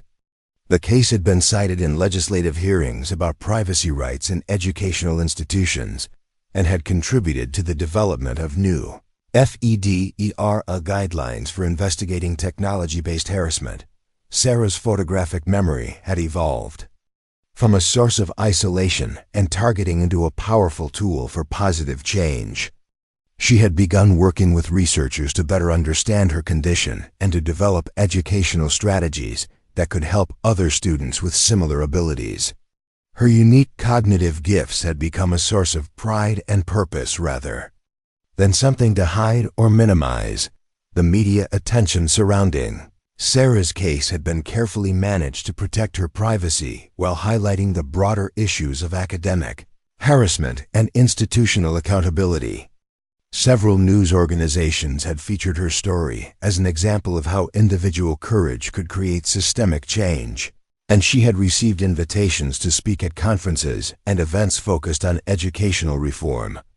Sarah's mother, Dr. Linda Chun, had been profoundly affected by witnessing her daughter's transformation from victim to advocate. The experience had strengthened their already close relationship, while also providing Dr. Chun with new insights into the challenges faced by academically gifted students from underrepresented backgrounds. She had become involved in parent advocacy groups focused on educational equity and had used her medical expertise to contribute to discussions about the psychological impact of academic harassment. The settlement funds had allowed Dr. Chun to reduce her work hours and spend more time supporting her daughter's academic and personal development. The financial security had removed the constant stress of economic uncertainty that had characterized their lives for years, creating space for both mother and daughter to pursue opportunities that had previously been impossible. Sarah's preparation for Harvard had been markedly different from her previous college application process. Instead of working in isolation and fear, she had been surrounded by supportive mentors, adequate resources, and genuine encouragement from faculty and peers. The contrast highlighted how dramatically her circumstances had changed and how much potential had been unlocked by removing the barriers that Madison's harassment had created. The final test of Riverside Academy's transformation came during the following school year, when a new student with exceptional abilities enrolled and immediately faced social pressures similar to what Sarah had experienced. The school's response was swift and comprehensive, with multiple layers of support and protection that prevented the situation from escalating into systematic harassment. The contrast with Sarah's experience demonstrated the effectiveness of the reforms that had been implemented. As Sarah prepared to leave Riverside Academy for Harvard, she reflected on the journey that had transformed her from a victim of systematic harassment into a catalyst for positive change. Her photographic memory had preserved every detail of her struggle, but it had also captured the moments of triumph and growth that had emerged from her willingness to fight for justice. The perfect recall that had once been a burden had become a gift that would allow her to help others facing similar challenges. The graduation ceremony that spring had been particularly meaningful for Sarah and her family. She had been selected as salutatorian based on her exceptional academic record and her contributions to improving the school's culture. Her address to the graduating class had focused on the importance of using individual talents and abilities to create positive change rather than accepting injustice as inevitable. The standing ovation that followed Sarah's speech had been spontaneous and genuine, reflecting the respect and admiration she had earned from classmates who had witnessed her transformation from target to leader. The moment had represented not just personal triumph, but the broader cultural shift that had occurred at Riverside Academy.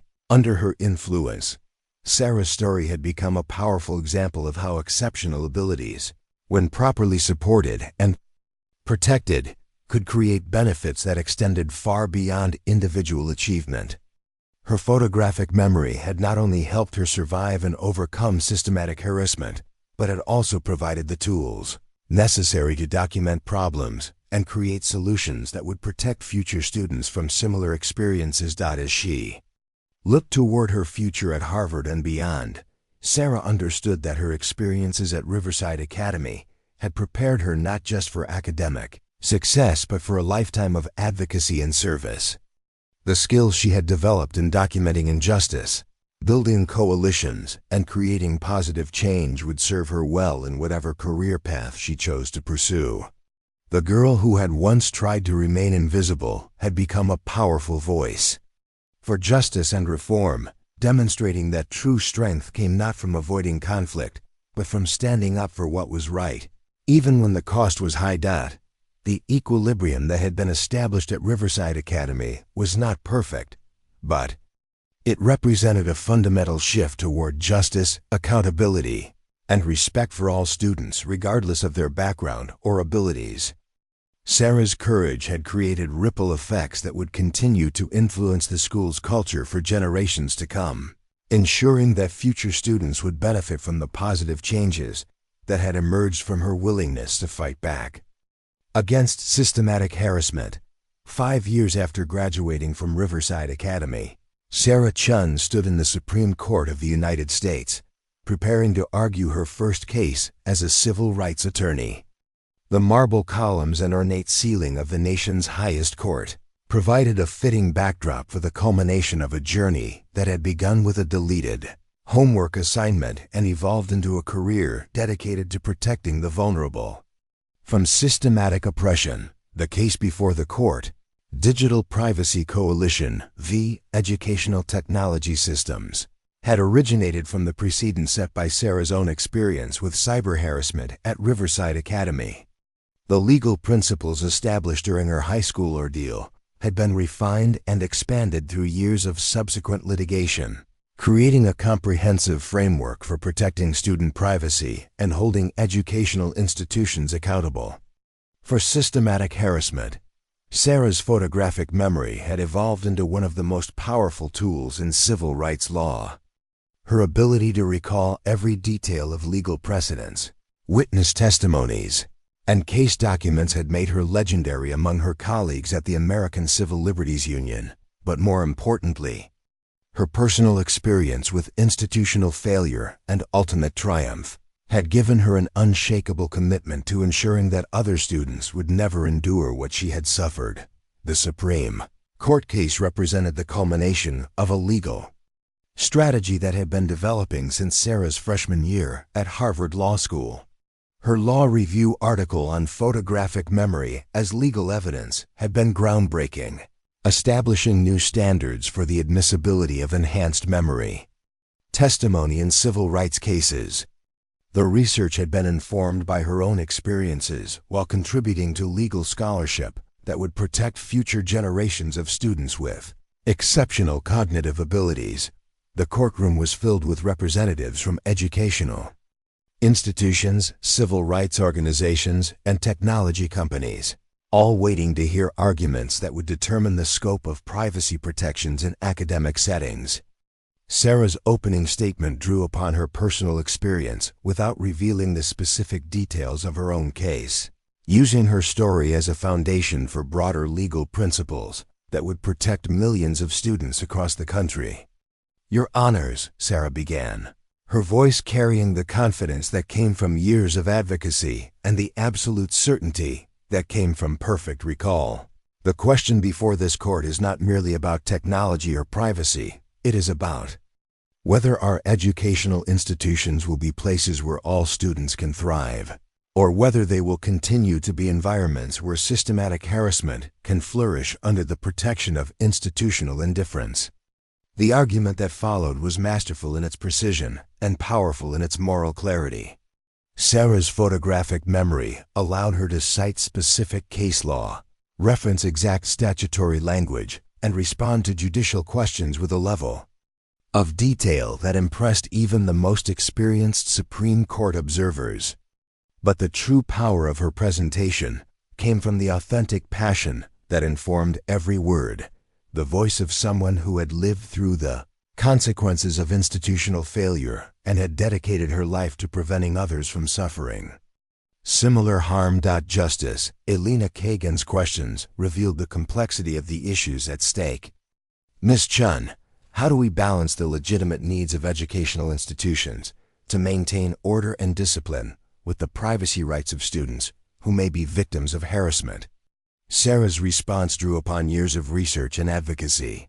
Justice Kagan, the balance comes through transparency, accountability, and robust oversight. Educational institutions must be required to document their responses to harassment complaints, to provide clear appeals processes, and to submit to independent review when systematic patterns of abuse are identified. The technology exists to protect student privacy while ensuring institutional accountability. What has been lacking is the legal framework to require its implementation. The oral arguments continued for over 2 hours, with each justice probing different aspects of the legal and practical implications of the case. Sarah's responses demonstrated not only her legal expertise, but also her deep understanding of the educational and technological issues at stake.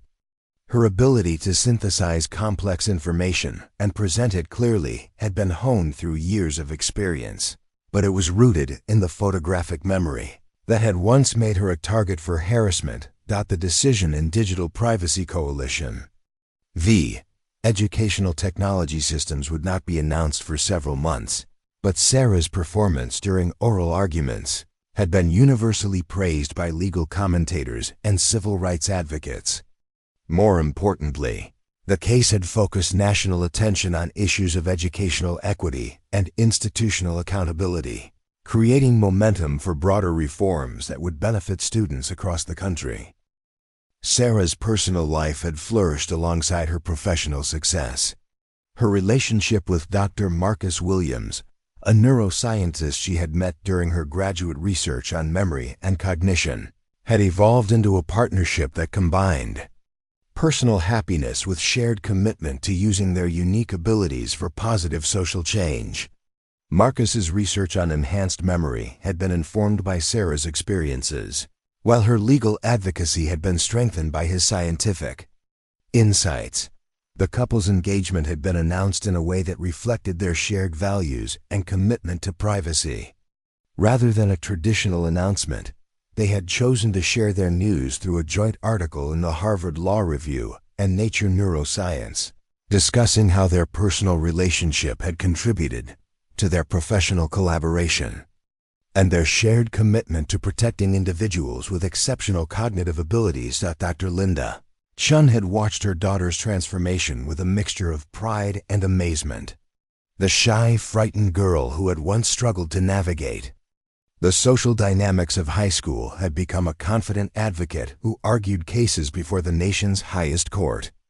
The mother-daughter relationship had evolved into a partnership of mutual respect and shared commitment to using their professional skills to create positive change in the world. The financial security that had come from the legal settlements had allowed the Chun family to establish the Sarah Chun Foundation for Educational Justice, a nonprofit organization dedicated to supporting students who face harassment or discrimination in academic settings.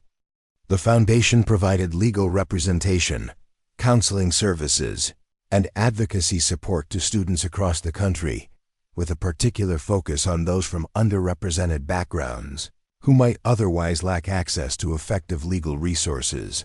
Madison Walsh's journey had been markedly different, but equally transformative.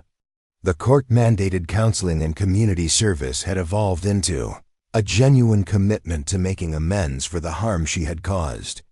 Madison had completed her undergraduate degree at a small liberal arts college where she had studied psychology and social work, focusing on understanding the roots of harmful behavior and developing interventions to prevent it. The most significant moment in Madison's rehabilitation had come during her junior year of college, when she had requested a meeting with Sarah to discuss her desire to contribute to anti-bullying initiatives. The conversation, which took place in a neutral location with professional mediation, had been difficult but ultimately productive.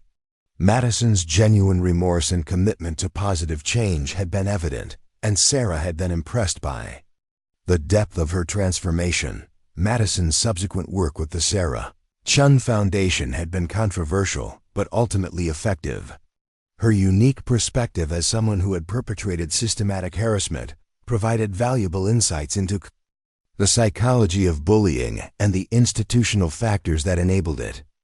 Her presentations to school administrators and student groups had been particularly impactful, as she could speak authentically about the long-term consequences of cruel behavior and the importance of early intervention.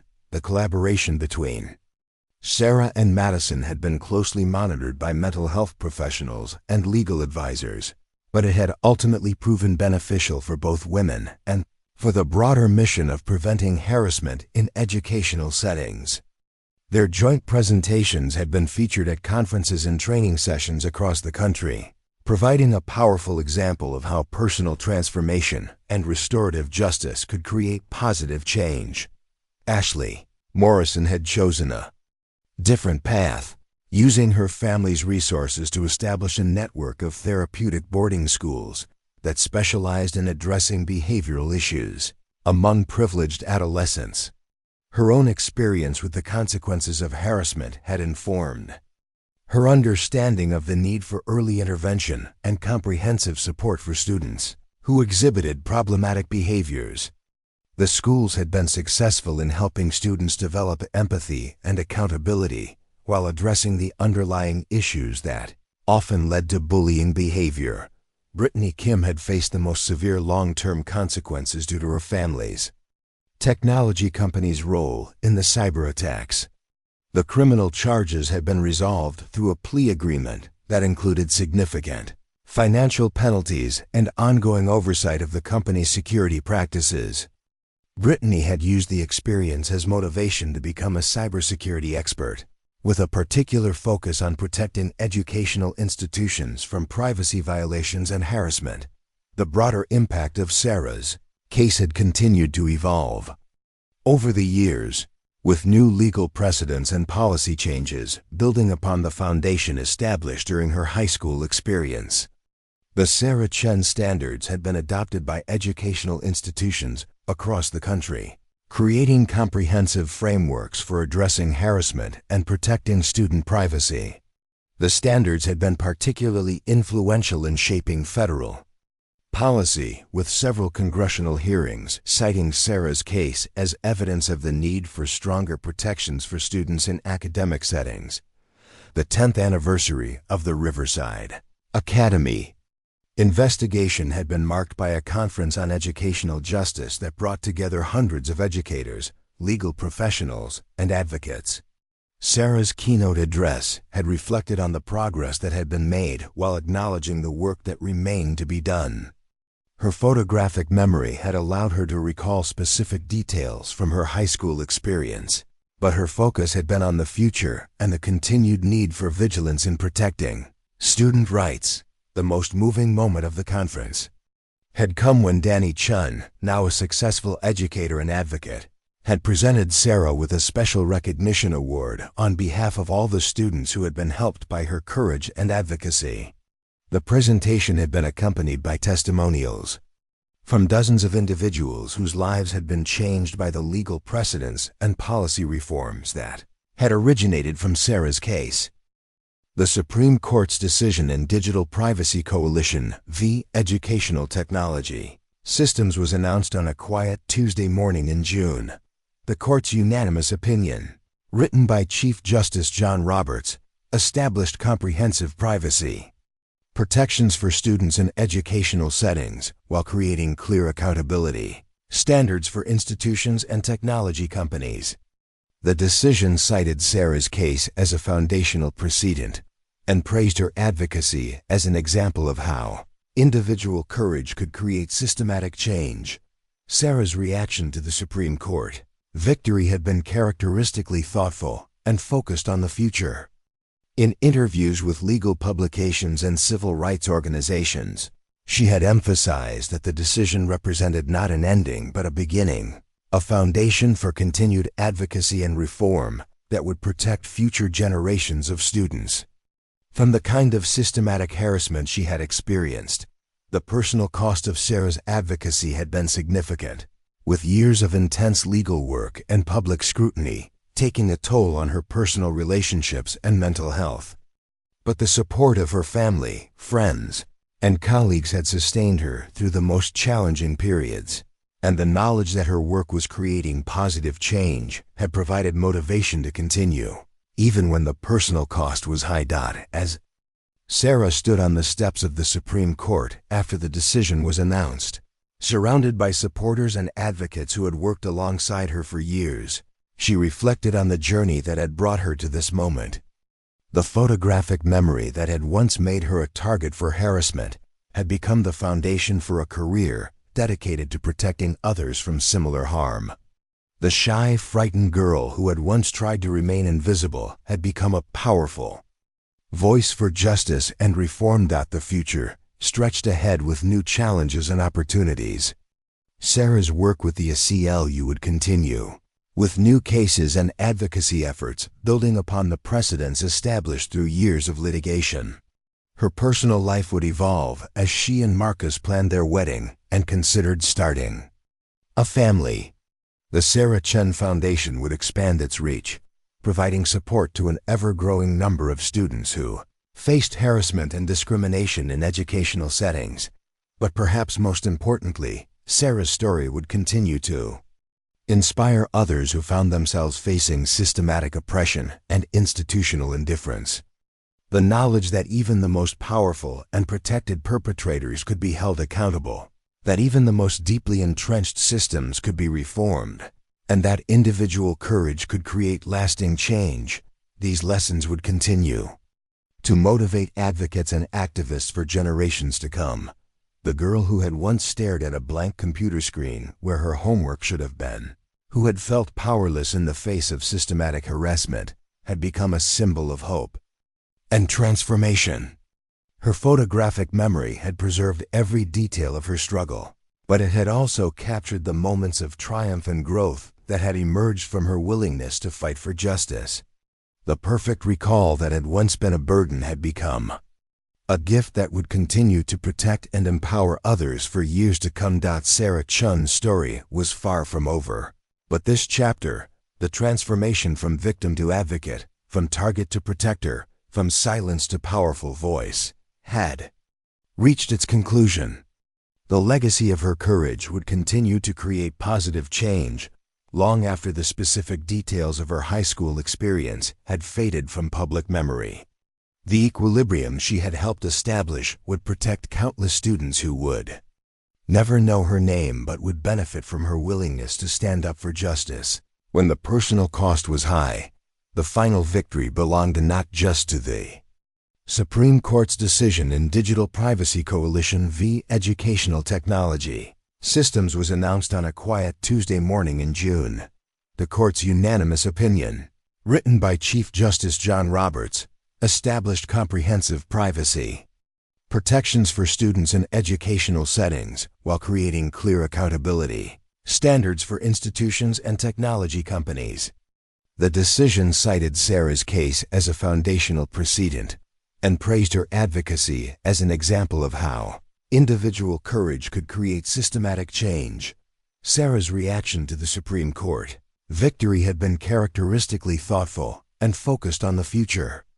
In interviews with legal publications and civil rights organizations, she had emphasized that the decision represented not an ending but a beginning, a foundation for continued advocacy and reform that would protect future generations of students from the kind of systematic harassment she had experienced. The personal cost of Sarah's advocacy had been significant, with years of intense legal work and public scrutiny taking a toll on her personal relationships and mental health. But the support of her family, friends, and colleagues had sustained her through the most challenging periods, and the knowledge that her work was creating positive change had provided motivation to continue, even when the personal cost was high. As Sarah stood on the steps of the Supreme Court after the decision was announced, surrounded by supporters and advocates who had worked alongside her for years, she reflected on the journey that had brought her to this moment. The photographic memory that had once made her a target for harassment had become the foundation for a career dedicated to protecting others from similar harm. The shy, frightened girl who had once tried to remain invisible had become a powerful voice for justice and reform. The future stretched ahead with new challenges and opportunities. Sarah's work with the ACLU would continue, with new cases and advocacy efforts building upon the precedents established through years of litigation. Her personal life would evolve as she and Marcus planned their wedding and considered starting a family.